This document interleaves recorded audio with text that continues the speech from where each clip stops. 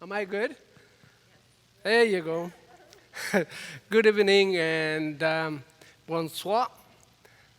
I am, what COVID gave me is a little bit of French. I'm working at French really hard.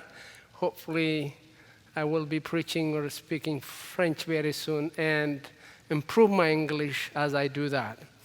Uh, you are reading that, and as you reflect on that, let me tell you a story that I'm a countryman. I'm really from the bush.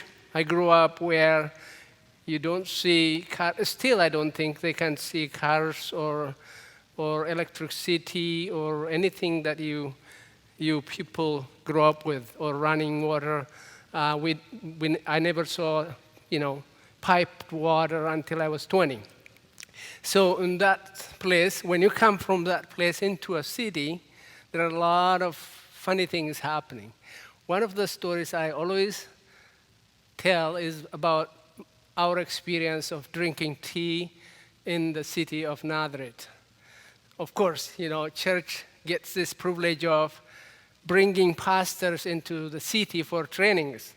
And being a pastor of a rural Ethiopia gave me privilege to travel to the city. And then the tea I was used to is you just dump the whole tea into the pot after you boil the water, and you drink it. You pour it and drink it.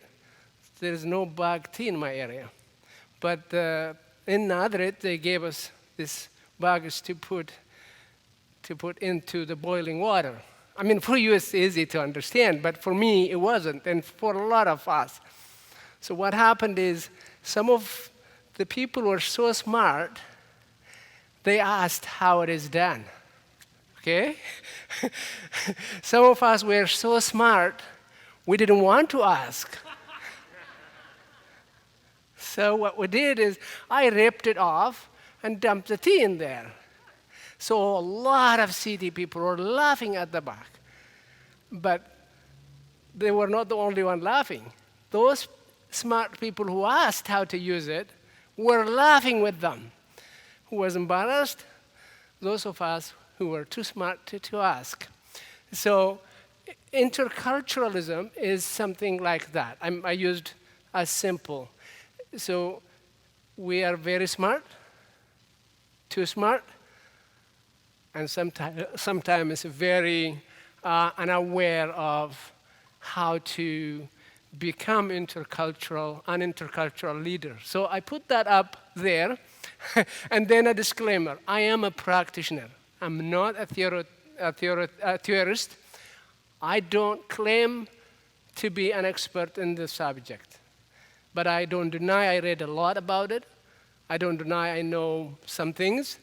But I am a practitioner. So I am up to what is practical for me as a leader to become an intercultural leader. So how do you answer this question? An intercultural leader, so how should we describe this type of leaders? And my plan is to hear from each other, especially from some of you who have more experience. Like I will be calling names if you don't speak up. So describe for me an intercultural leader. Don't describe you to me, but describe an ideal or, intercultural leader. Yes, sir. Curious. Someone who's curious. What does that mean? Curious. Curious. What? Oh, curious. Oh, okay, yeah. I know. Underline that word. Yes. Curiosity killed the cat or the rat. Is that the other way around? Okay. Okay, yeah, that's. Someone who's aware of their natural tendency to gravitate towards their own type. People, a leader who is aware of his or her natural tendency to gravitate to their type. If they're white, to the white. If they speak English, to English speaker. French to French. Ethiopian to Ethiopian. I get that. What else? So I give 10 minutes for each one of them, and an hour I will finish. I have 6 slides.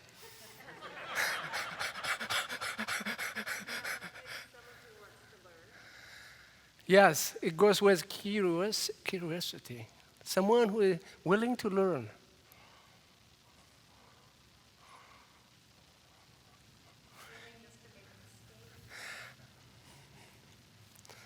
Wow. That one, I underlined that one too. Are we willing to make mistakes? On what ground? Expecting forgiveness? Expecting correction? Or expecting just to learn from our mistake and improve? All of those things. So, Mark, you have a unique experience of walking with Yoel and the church, especially personally. What do you think? What does come to you first to describe an intercultural leader? I was thinking in some ways to be highly relational and willing to have fun and laugh and enjoy each other's presence over different cultures, and part of that willing to make mistakes Yes, and learn from each other. yes, Be both sort of sensitive, but also willing to stick your foot in your mouth sometimes and not get too hung up about it, yes, and kind of go deeper by doing that, by yeah, having fun together. yeah. And the process is always produces mutual growth. Is that right? No, yeah. You have seen Yoel growing into understanding the Canadian culture, and you have seen yourself growing, understanding Yoel's culture, and on that hat, understanding other cultures. And you were willing to golf with me because of that.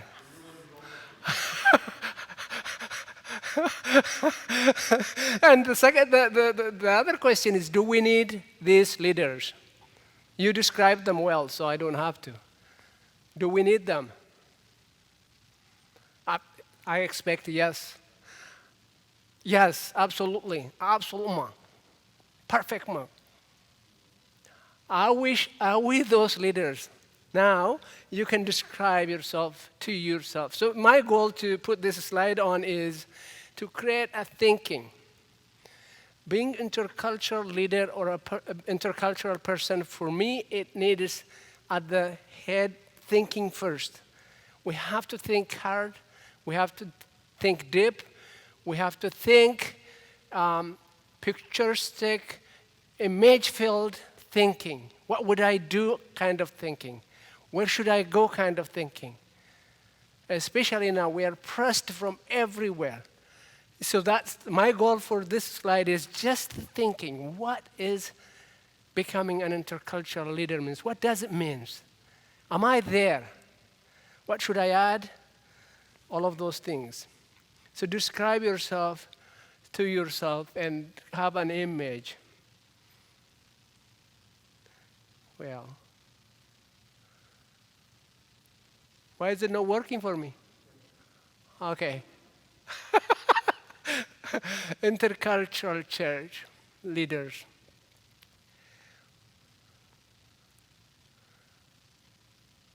Why do we need to become intercultural?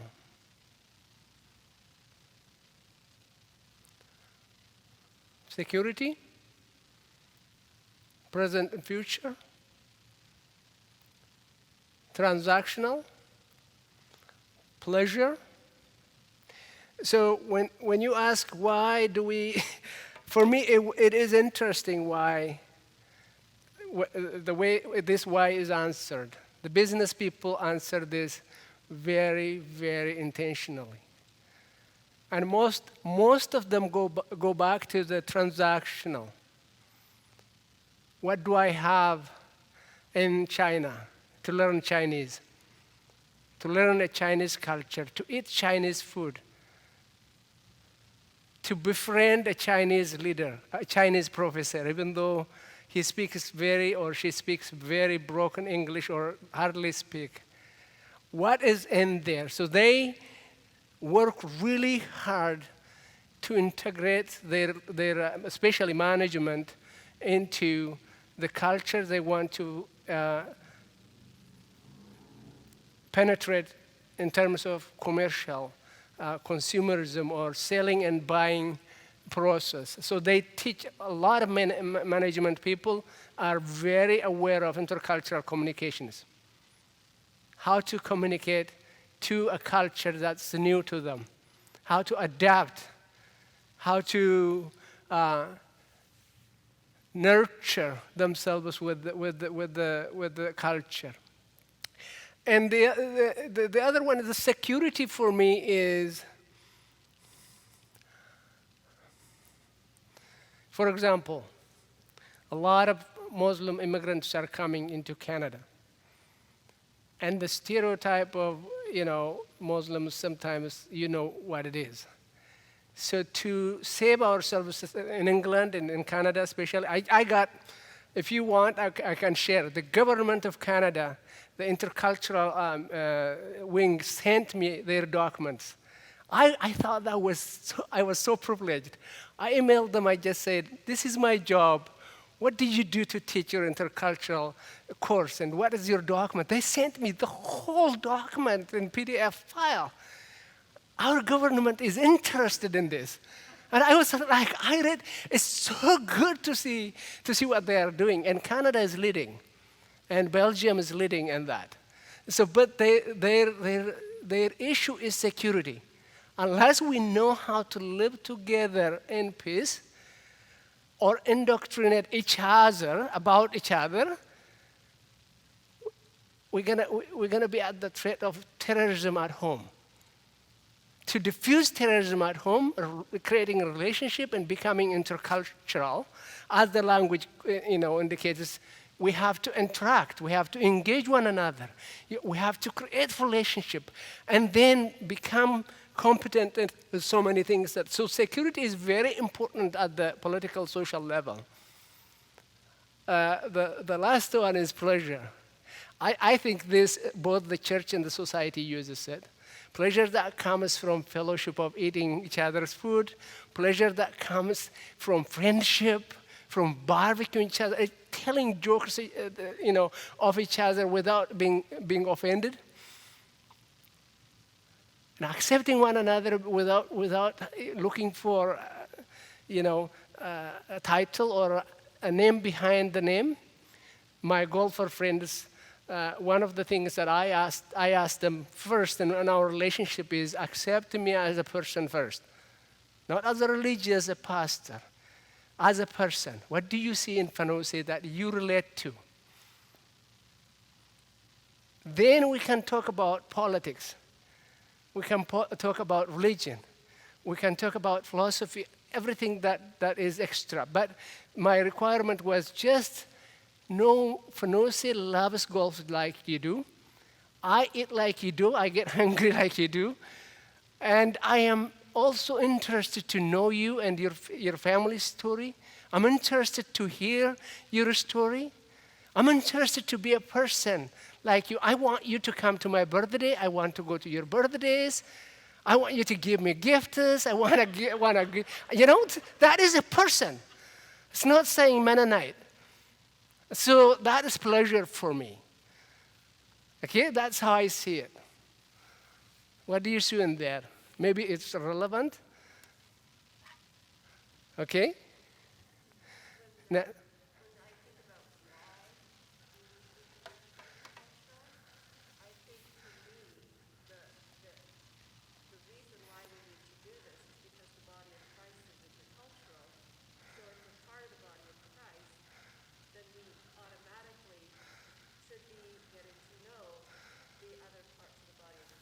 yeah.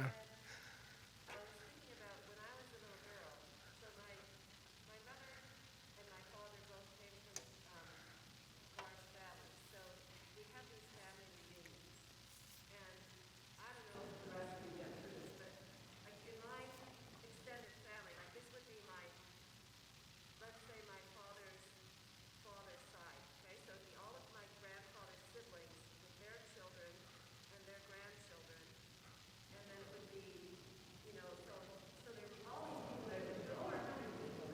Yeah. And I only know a handful that were from my immediate grandparents' family. And they meet all kinds of different Mennonites there. Like there'd be Moore, and there'd be Markham, and there'd be Mennonites like me, and then there'd be people who go to Bible chapel. It was awkward for me as a young person. I didn't know, I didn't live much strangers. But it was really important to be there because this was my family. And I kind of think that's the way it is for the Intercultural Church. This is our family. Yes. And we can't be the body of Christ if we don't relate to each other. Yes. Stay in our separate little. Here you go. So that's why to me it came out. Yeah, this is exactly what you are saying. Apostle Paul, Romans chapter 1, verse 14 is where it is. He uses this weird description. Every English translation that I saw is struggling. My Amharic actually did a little better. And this, how do you say that English translation? I mean, it says, opelites eimi. So, to whom? He says to the Greek and then Greek. To the wise and to the foolish or uneducated. So for Paul, what he did it because this word is actually like being in debt, having, owing the bank a lot of money. You work hard to please the bank. For me, when I bought a car, not this time but last time, if I miss a payment, they would charge me $45 flat. They will take right automatically, and then they may even take over the car if I don't pay, if I miss 2 times or something. So Paul is relating his ministry, why he need to be a minister of the Greek, the non-Greek, the philosophers, non-philosophers, is because he owes to them. So, as Nancy said, we have something that is ours in them. And they have something that is theirs in us. That is the language what Paul is using. So then it's theology. So if you, I think Canada and other countries, they have this bankruptcy system that some people may get out of what they owe by claiming bankruptcy. But the best way, the honorable way, non-embarrassing way, rewarding way of getting out of debt is by paying it. I think this is intercultural for me. When you think people other than us, when you see them and imagine them that I have something for them, which is true, because the Holy Spirit indwelled, bestowed on us so many gifts. The Bible actually says the Holy Spirit, the person, one of the third person, lives in us to teach, to comfort, to guide others, using us.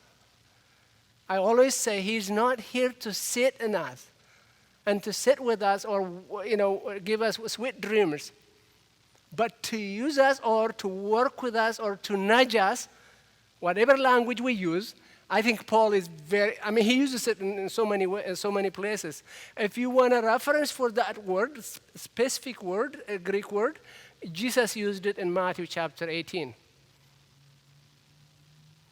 When he talked about the guy who was in debt and begged the lender and he was forgiven, that's the word he uses.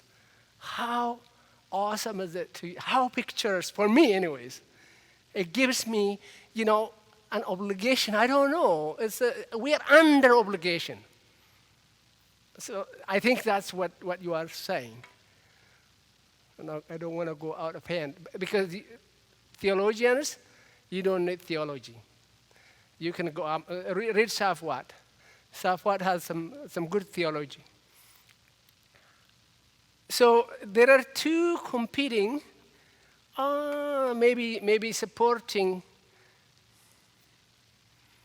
theories now about intercultural movement or intercultural becoming. One is intercultural development inventory. This one, the goal for this is for us to assess. They give you assessment questions. You probably have done it. I have done it. I was disappointed and was happy at the same time, because I was disappointed because I saw it being so difficult and needed a lot of interpretation for people like me. The English itself needed another translation, so my people may not benefit from that. But it put you in this continuum or intercultural growth stages. And you can see, I put them into groups.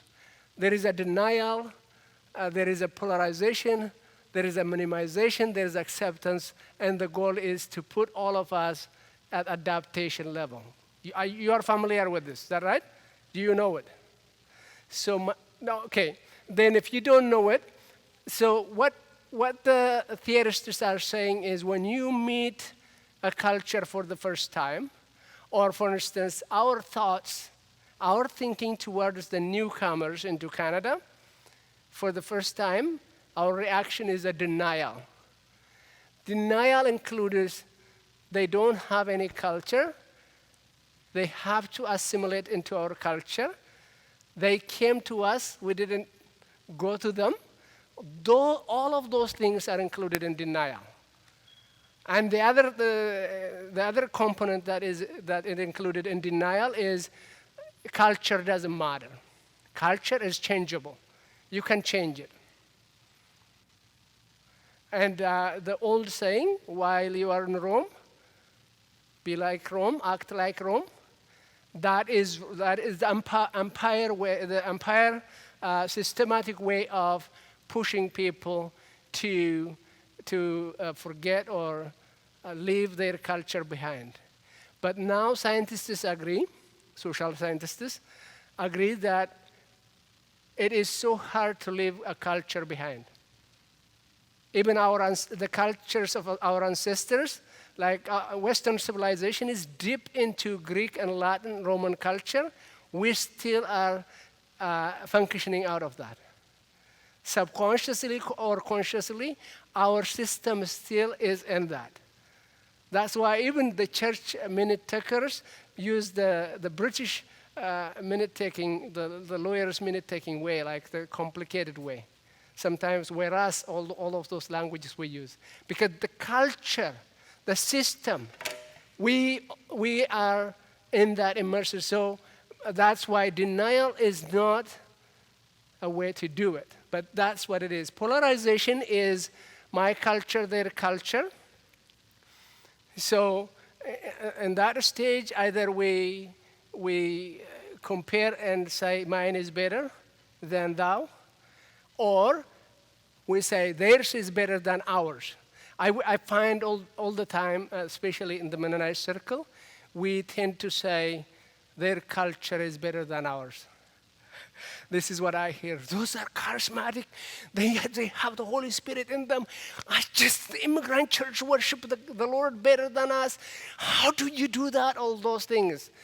Maybe it's not honest or it's honest, but I see that is saying their way of doing things. Culture is way of doing things. Culture is how you eat, how you dress, how you think, how you function, how you structure yourself. All of those things. Culture is, a forest of things. So when you say so in the Mennonite, I find us saying they are better than us. That is polarization, meaning we are forgetting ours or we are comparing and contrasting still. Minimization is we minimize the effect of culture on our leadership, on our communication, on our interaction and engagement, and we tend to not to, take into consideration. So at that stage, we may not offend too many people, we may be careful how we do things, but not out of value. Hence, when we try to become intercultural, we need to underline how we value each other to walk together, to journey together. Unless we consider we are valuable to the culture we meet, like you established Canadians, I don't know if this is a good language.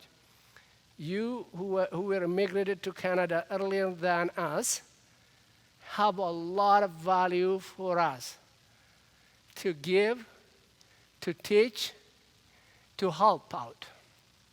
So we can become better Canadians, better churches in Canada. And then we newcomers have a lot to give, to help, to make you grow, to become better Canadian churches and better Canadians here in Canada. And that is how we have to underline it. And minimization tend to minimize all those things, but that's not a way. Acceptance. This one, we accept each other. It is less tiring in terms of their description. It's less tiring, we accept it. And Canadians are really good at that. Whatever works for you is, for me, the good example of acceptance. If it works for you, even my children, if it works for you, Daddy, no, you cannot tell me if it works for you. Does it work for all of us? Because we are a household of people. How can you tell me if it works for me? It has to work for all of us because we are living in the same house. And then adaptation, of course, is when a leader is at that stage, he or she can function in another culture very, very well. They use the word efficiently. Efficient, effective leader they become. So any culture they meet, any language they meet, they know their way around. They know their priorities. They know what is what they should emphasize and prioritize and where to start, and they can go in and out at that stage. I really find some leaders like that, and here in Canada too. I always use Yoel as an example. He's a very good example of going in and out, especially in the Asian cultures and also Canadian culture.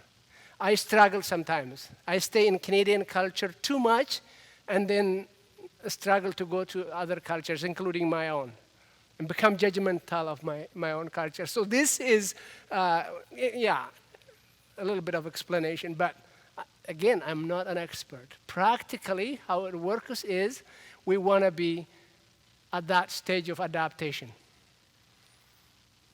When I worked for the Religious Network, we were at one point asked to do this inventory.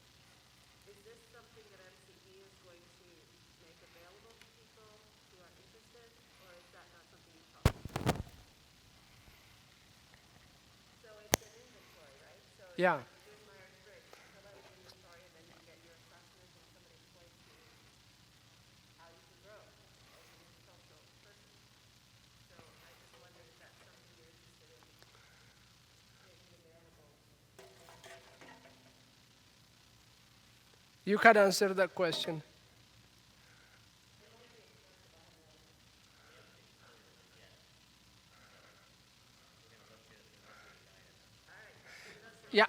Yeah. So my first reaction is we should do it. Especially you guys will benefit.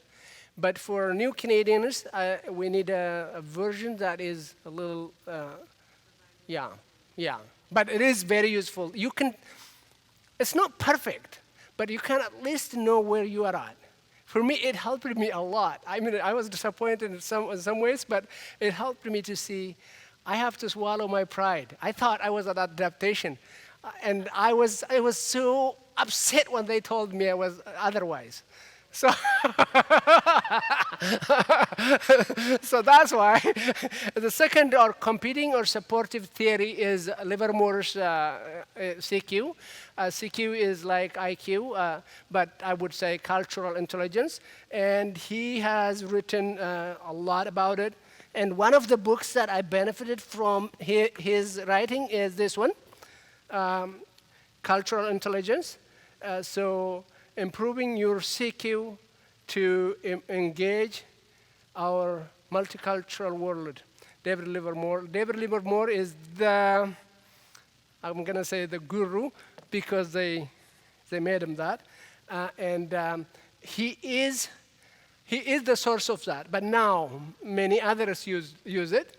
So it is also an inventory type assessment, but it measures your knowledge, your interpretation.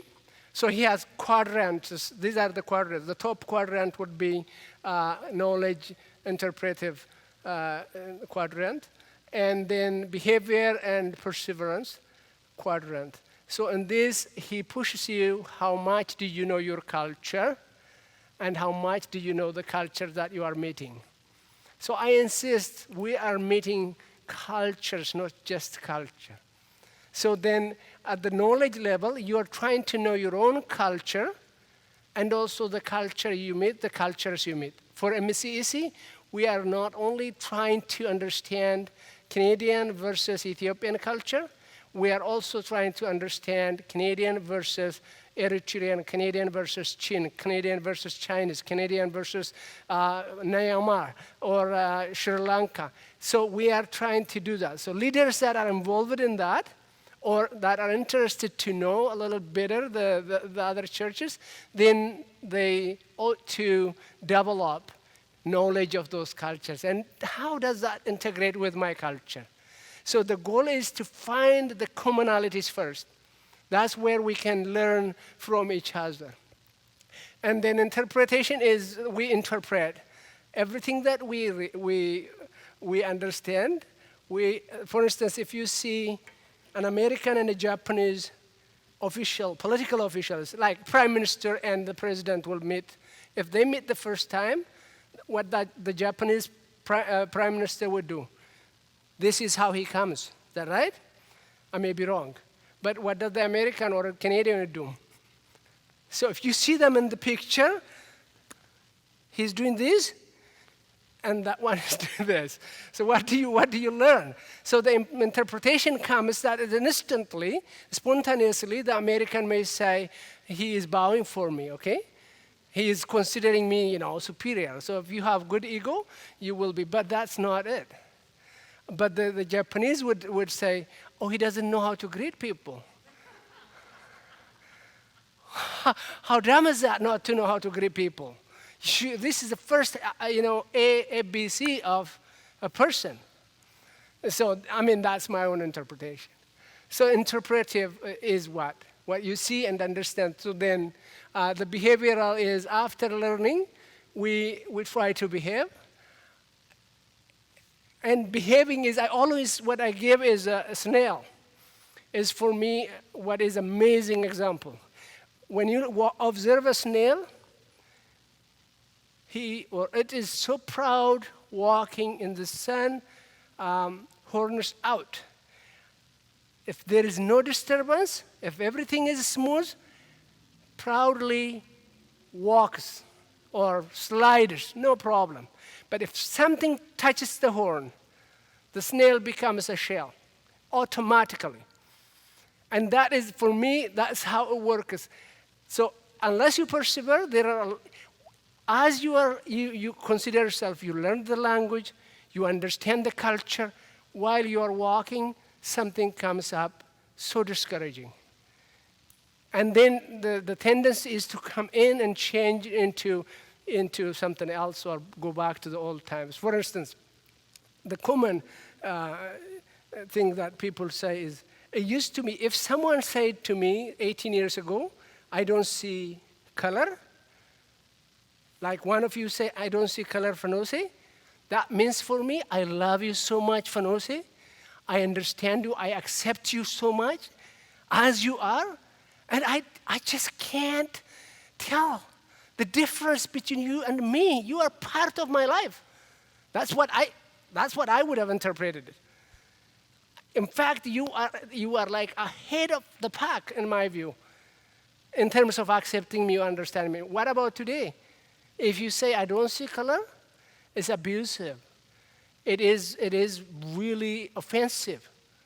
See me. How can't you see my color? What do you mean? You are saying I look like you now?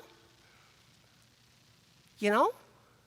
So this is what happens. Then what do? I went so far expressing myself, I love you as I love myself, and now this is what I get back. So people are so frustrated. And that's why you hear all the time politically correct, all of those things. It's just, so how do you go on? You become a shell. I become a shell, you know. So, but part of becoming intercultural is to always know our drive,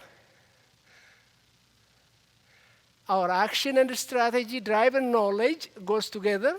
Our action and strategy, we have to be always thinking, why do I do these things? Why have I chosen to be an intercultural person, church leader, MCEC leadership especially? Why have we chosen to adopt all these churches and mix the water up? The water is no more one color. It is mixed. So why did we do that? We come to that reason with Paul. We are obligated to become the bride of Jesus Christ that gathers many nations, many languages under the lordship of Jesus himself. And then our action is really oriented and tuned on that drive. And strategy is to know how to plan and, execute meetings like this. Unfortunately, my new Canadians are not here. I'm happy they are not here. I'm also disappointed because it makes sense sometimes to just have this meeting with you, for me anyways, and then have another meeting with new Canadians. So that would be our strategy. I'm going to go. I think that's it. So I will quit in 5 minutes, and we can talk. So far, do you have any question for me? Because we're going to talk.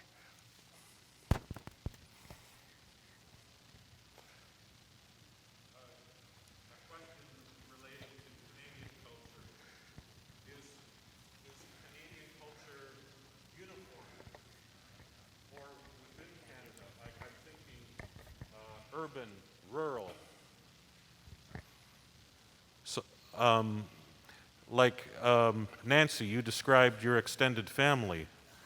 There's a variety of cultural realities that play out just within that family system. And I wonder if, for those of us who grew up in a Canadian context,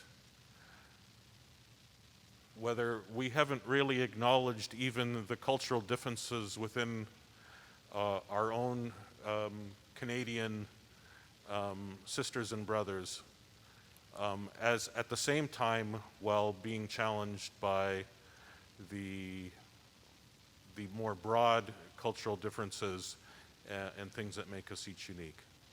Yeah, so the question is Canadian culture uniform? He answered it, it's not. We have to know what culture is. Culture can be national, between nations. Culture can be only in the country, generational, like, X, Y, Z, baby boomers. I think baby boomers are almost, yeah. And this kind of, that itself as culture. And urban, so it becomes social. Culture becomes social. That is urban versus rural. And also it becomes a culture of even gender. female, male, maybe not a big culture, but when it comes to LGBTQ culture, it is a culture by itself, and it becomes black culture, black language. So all that, and then when you come to the workplace, there is organizational culture. Unless you know the culture of the organization, you can't function. I am a new employee at MCEC. I'm trying to learn the Canadian, the MCEC's culture. I want to know which person I should bow to, or I want to know which person to say stand down, all of those things. So culture is a very complicated thing, never uniform. Not even in one nation, like in one people group. If you talk about, for instance, First Nations, you may hear First Nations culture and so on. But if you talk to the actual First Nation group, there is a cultural difference among them too. So that's why becoming intercultural means engage all those and find the priorities, the common ground, and go from there. We cannot be firefighters. That's what I say. We cannot run to every hot spot, but we can choose our priority based on our theology, based on our history as Anabaptists, and also based on the congregation that we have. And then we can grow out. The beauty is we will never stop learning. The beauty is as we learn, we grow, and growth is happiness. Like my child, when he rolled, I clapped. When he crawled, I clapped. When he walked, I really clapped. When he talks back to me, I'm still learning how to deal with it. I think clapping has something to do with that. So yeah, I think I will go for the discussion time now.